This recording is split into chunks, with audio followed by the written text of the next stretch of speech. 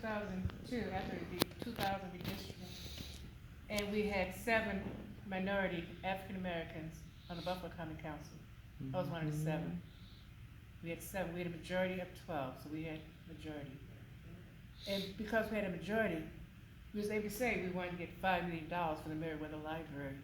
We were able to say we wanted to build the Apollo telecommunication. We were to say that we want a supermarket on Jefferson.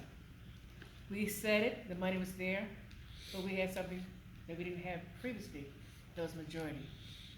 So we said, you can't build a supermarket anywhere until you build on Jefferson. Well, we want to expand Niagara Street, they said. We said, okay, you can do that, but you can put a supermarket on Jefferson. And so we bargained, we negotiated. What I didn't know, not being that district council member, I didn't know that there was compromise, that we didn't get the size of the supermarket that we should have, because our supermarket on Jefferson should have been comparable to the one that's on Niagara Street. Is it comparable? Nope. Answer that. No. Absolutely. So, Tops put supermarket, said, we'll come back at a later date, we expand. But where are you gonna expand to? You're landlocked. You have to tear down houses to expand. So make a long story short, we were able to do that. Certain people, city planners, and certain, the Gang 18, you heard about them, didn't like that. So they put this initiative, you know what? The common council's too big. We don't need a council member, council president that's elected. We can have one of the council members to serve as council president. You know, we don't need at-large representation. So we're gonna get rid of at-large representation. And it did it because on an at-large representation, you had Rose Latempio, North Buffalo.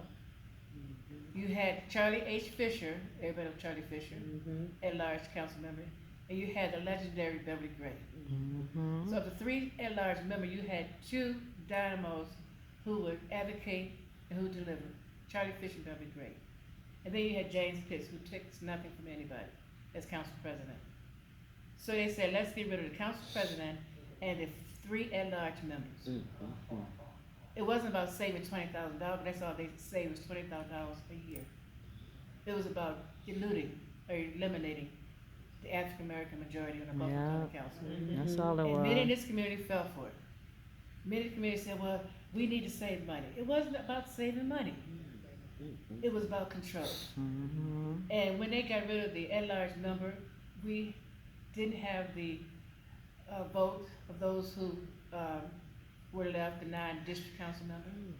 We didn't have advocacy of citywide representation, so if somebody had a problem with a current council member, what many people do, they could have gone to the at-large member, like at-large school board member. And so this thing was hatched by those in power, and it was supposed to happen all across Erie County. But did it happen in Cheektowaga? Did they downsize in Cheektowaga? No, they didn't. Did it downsize in Amherst? No, they didn't.